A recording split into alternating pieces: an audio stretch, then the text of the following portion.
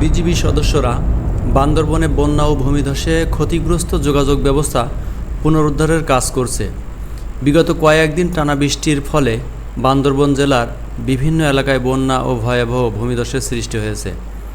আপনারা দেখতে পাচ্ছেন বিজিবি সদস্যরা সড়ক যোগাযোগ পুনরুদ্ধারেই নয়, গাছ ভেঙে ক্ষতিগ্রস্ত হওয়া বিদ্যুৎ ও টেলিফোনের খুঁটি মেরামত কাজেও বিজিবি সদস্যরা স্থানীয় প্রশাসন ও সংশ্লিষ্ট কর্তৃপক্ষকে নিয়ে প্রতিনিয়ত কাজ করে যাচ্ছে। দাওটা